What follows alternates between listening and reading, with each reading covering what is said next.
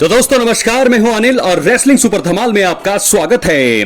तो दोस्तों WWE superstar Roman Reigns के कट्टर दुश्मन यानी कि सेथ रॉलिंस ने हाल ही में रिटायरमेंट से जुड़ा एक बड़ा खुलासा करके फैंस को बहुत ही बड़ा झटका यहां पर दे दिया है। दोस्तों ये वीडियो थोड़ी लंबी होने वाली है, इसलिए वीडियो के अंत तक बने रहे और अगर आप चैनल पर नए हैं सब्सक्राइब करने के बाद ऑल पर क्लिक करें। रोमन रेंस से जुड़ी बड़ी अपडेट, जे उसो ने क्या कहा रेसलमेनिया 41 को मेन इवेंट को लेकर के, और वहीं एक और बड़ी खबर है WWE हॉल ऑफ फेमर निकी बेला को लेकर के। तो इसलिए वीडियो के अंत तक बने रहे और हम स्टार्ट कर रहे हैं सेथ रॉलिंस से। तो दोस्तों आपको बता दें कि इस रेसलर यानी कि सेथ रॉलिंस ने ये चीज भी साफ कर दी है कि वो कितनी उम्र होने के बाद रेसलिंग को अलविदा कह देंगे। ये सुपरस्टार सेथ रॉलिंस है जिन्हें WWE मेन रोस्टर में काम करते हुए 12 साल से ज्यादा का समय बीत चुका है। दोस्तों आपको बता दें सेथ रॉलिंस बेहतरीन परफॉर्मेंस के जरिए WWE के सबसे प्रमुख सुपरस्टार्स में से एक बन चुके हैं। और वहीं आपको बता दें कि सेथ रॉलिंस दुनिया की सबसे बड़ी रेसलिंग कंपनी में ढेर सारे टाइटल जीत चुके हैं। द आर्किटेक्ट WWE में 2 बार के ग्रैंड स्लैम चैंपियन भी हैं। सेथ रॉलिंस ने वेफेन को दिए इंटरव्यू में अपने रिटायरमेंट प्लान को खुलकर जो है लेकर के बात करी है। सेथ रॉलिंस ने कहा है दोस्तों कि वो 45 साल की उम्र में अपने इन रिंग करियर को अलविदा कहना चाहते हैं। रॉलिंस ने कहा इस मई में मैं 39 साल का हो जाऊंगा। मुझे लगता है कि 45 साल की उम्र में रिटायर होना सही रहेगा। ये चीज इस पर निर्भर करती है कि मैं अगले कुछ सालों में WWE के बाहर और WWE में बिहाइंड द सीन्स क्या करने वाला हूँ। वो दोनों चीजें मुझे काफी आकर्षित कर रही हैं। मैं ये देखना चाहता हूँ। मुझे ये बस पता लगाना है कि वो कैसा महसूस होता है। अगर अपने शरीर की बात करूं तो मुझे फिलहाल काफी अच्छा लग रहा है। दोस्तों आपको बता दें कि सेथ रॉलिंस ने 45 साल की उम्र में रिटायर होने का प्लान बनाया है। इस चीज में काफी समय है। हालांकि सेथ रॉलिंस ने यह फैसला ले लिया है कि वो रिटायर होने के बाद क्या करने वाले हैं। रॉलिंस ने वेफेन को दिए इसी इंटरव्यू में रिटायरमेंट प्लान का खुलासा करते हुए कहा मुझे लगता है कि रिटायर होने के बाद मैं बिहाइंड द सीन्स काम करना चाहूंगा। मैं करियर खत्म होने के बाद ऑन स्क्रीन कैरेक्टर बने नहीं रहना चाहता हूं। जब मेरा इन रिंग करियर खत्म होगा मैं बिजनेस और युवा मेंस और वुमेन्स रेसलर्स की मदद करना चाहूंगा। शायद मैं क्रिएटिव डिपार्टमेंट में काम करूंगा। तो ये कह दिया है सेथ रॉलिंस ने। दोस्तों अपने रिटायरमेंट से जुड़ा बड़ा खुलासा उन्होंने कर दिया है कि वो अभी 39 साल के हैं। अगले 4 से 5 साल वो जो है रेसलिंग करेंगे, लेकिन उसके बाद जो है यानी कि 45 साल की उम्र में वो होने वाले हैं रिटायर। क्या है आपकी राय? अपनी राय कमेंट बॉक्स में जरूर दें। चैनल पर नए हैं सब्सक्राइब करने के बाद ऑल पर क्लिक करें। अब हम बात करेंगे अगली स्टोरी की तरफ जो जुड़ी है निकी बेला से। दोस्तों WWE दिग्गज निकी बेला के नाम से फैंस काफी ज्यादा परिचित होंगे। वो WWE इतिहास की सबसे सफल वुमेन्स रेसलर्स में से एक हैं। निकी ने काफी सालों पहले ही फुल टाइम रेसलिंग को अलविदा कह दिया था। उनका WWE में आखिरी सिंगल्स मुकाबला 2018 में रोंडा राउसी के खिलाफ आया था। फैंस उन्हें दोबारा सिंगल्स एक्शन में जलवा बिखेरते हुए देखना पसंद करेंगे।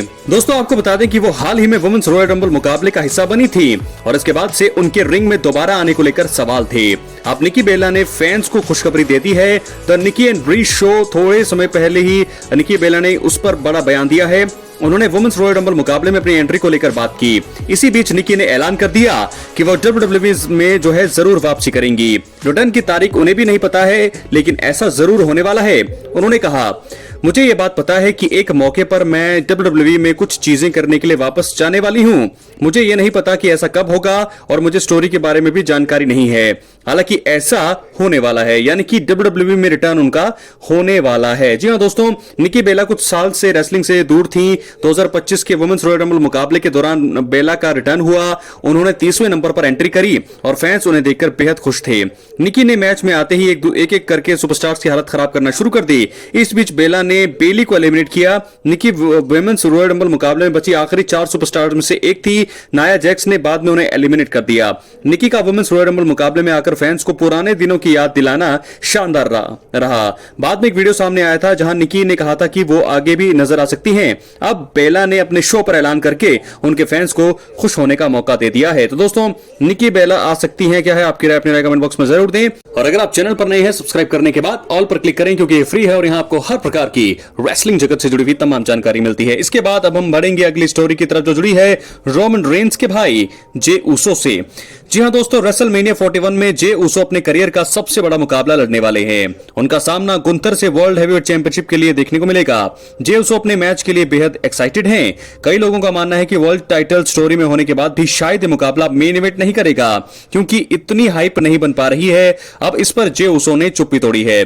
डेली मेल को रोमन रेंस के भाई जे उसो ने इंटरव्यू दिया। इसी बीच उन्होंने रेसलमेनिया मेन इवेंट नहीं कर पाने की संभावना पर भी दिल जीतने वाली बात कही। जे उसो ने बताया कि उन्हें इस चीज से फर्क नहीं पड़ता कि उनका मैच शो की शुरुआत करता है या मेन इवेंट में देखने को मिलता है। उनका लक्ष्य सिर्फ फैंस को अच्छा मुकाबला देना और अपने करियर में आने वाले इस पल को यादगार बनाना है। उन्होंने कहा, रेसलमेनिया नाइट 1 हो या नाइट 2, जिस भी जगह पर मैच हो मैं तैयार हूं। मुझे इस चीज की परवाह नहीं है कि मेरा मुकाबला आखिर में हो रहा है या फिर मुझे शो की शुरुआत करनी है। मैं वहां जाऊंगा और लोग मेरा मैच याद रखेंगे। मेरा फोकस सिर्फ अभी इसी चीज पर है। ये जीवन में एक बार आने वाला मौका है। मैं इस तरह से चीजों को देख रहा हूं क्योंकि शायद ये मौका मेरे करियर में दोबारा कभी नहीं आएगा।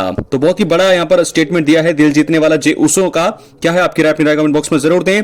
आपको बता दें कि जे उसो को जनवरी 2025 में हुए WWE Saturday Night's main event में गुंथर ने हराकर वर्ल्ड चैंपियनशिप रिटेन की थी। उसके बाद जे ने दावा किया था कि वो रॉयल रंबल जीतकर दोबारा मौका कमाएंगे।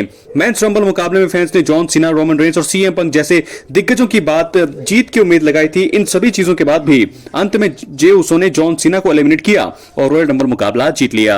और दोस्तों वहीं आपको बता दें कि जे उसो ने WWE रेसलमेनिया 41 के लिए वर्ल्ड हैवीवेट चैंपियन गुंथर को अपने विरोधी के रूप में चुना। पिछले कुछ हफ्तों में जे उसो और गुंथर के बीच ब्रॉल होते हुए नजर आ रहे हैं। दोस्तों दोनों अपने मुकाबले को हाइप करने की कोशिश कर रहे हैं, लेकिन अभी फैंस उतने उत्साहित नहीं हैं। लेकिन अगर उनकी स्टोरी रेसलमेनिया तक बेहतर हो जाती है तो शायद वो मेन इवेंट कर सकते हैं।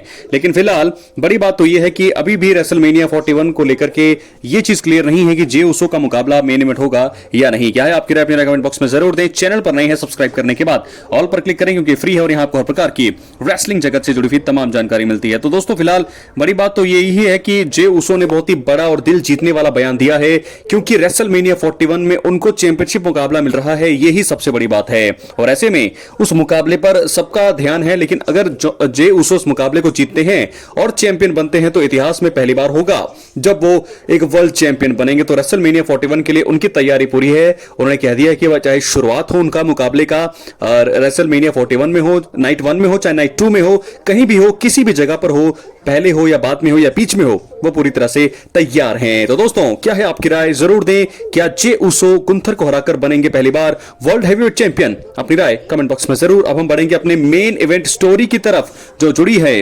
रोमन रेंस से। तो दोस्तों आपको बता दें कि रेसलमेनिया 41 अब धीरे धीरे नजदीक आ रहा है। फैंस को तगड़े मुकाबले देखने को मिलेंगे। 4 मुकाबलों का अभी तक ऑफिशियल ऐलान तो हो गया है। आने वाले हफ्तों में कुछ और बड़े मुकाबले यहां पर जोड़े जाएंगे, ये तो कंफर्म है। रोमन रेंस के ऊपर भी सभी की नजरें होंगी। कहा जा रहा है कि इस बार मेगा इवेंट में उनका मुकाबला सीएम पंक और सेथ रॉलिंस के साथ हो सकता है। बहुत जल्दी इसकी घोषणा की जा सकती है। खैर इस वीडियो में हम उन 3 चीजों के बारे में बात करेंगे जिनके रोमन रेंस के साथ WWE रेसलमेनिया 41 में होने से फैंस का गुस्सा फूट सकता है, यानी कि जो उलटफेर हो सकते हैं। तो बात करेंगे पहले कारण का, ये चीज होनी नहीं चाहिए। रेसलमेनिया 41 में रोमन रेंस की हार से फैंस हो सकते हैं गुस्सा।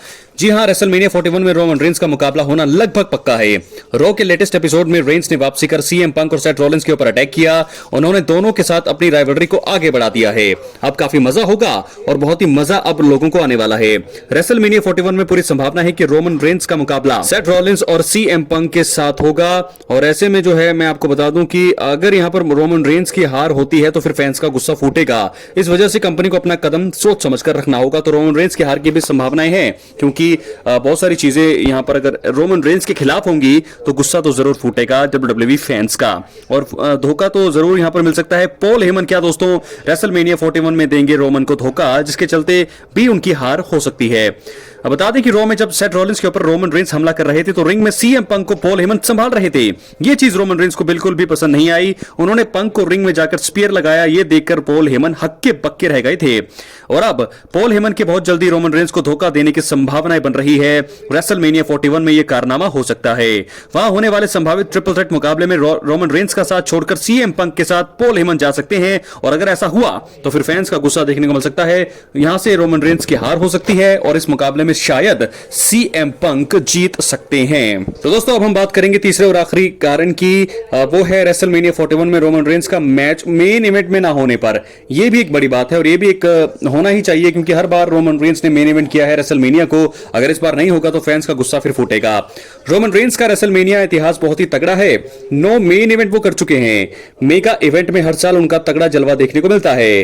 रेसलमेनिया 41 के मेन इवेंट को लेकर अभी तक कोई बड़ी जानकारी सामने नहीं आई है। और अगर रोमन रेंस का प्रेडिक्शन वाला जो मुकाबला जो हम प्रेडिक्ट कर रहे हैं इस बार मेन इवेंट में नहीं हुआ तो फिर फैंस भड़क सकते हैं। इस चीज पर WWE को जरूर ध्यान देना होगा और अगर ये नहीं हुआ तो फिर फैंस का गुस्सा फूटेगा भी और मुझे लगता है कि WWE मर्चेंटाइज सेल्स और बिजनेस के लिहाज से भी काफी यहां पर नुकसान हो सकता है WWE को। तो मेगा इवेंट के आयोजन में भी बहुत समय है और ऐसे में कंपनी को फैंस की भावनाओं का ख्याल रखकर आगे बढ़ना चाहिए। तो इस प्रकार 3 चीजें जिनके रोमन रेंस के साथ WWE रेसलमेनिया 41 में होने से फैंस का गुस्सा फूट सकता है। 3 चीजें क्या है? सबसे पहला, रोमन रेंस जो है यहां पर अगर उनकी अगर हार होती है ट्रिपल थ्रेट मुकाबले में, यानी कि सेथ रॉलिंस और सीएम पंक में से किसी की जीत होती है और रोमन रेंस हारते हैं तो बहुत ही ज्यादा नुकसान हो सकता है WWE को।